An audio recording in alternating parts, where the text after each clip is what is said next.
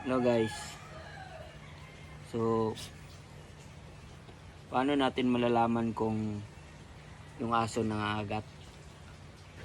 So, dito natin malalaman kung yung aso nangangagat or hindi. Katulad nito. Yan. Relax lang to na aso. Sana ito sa tao.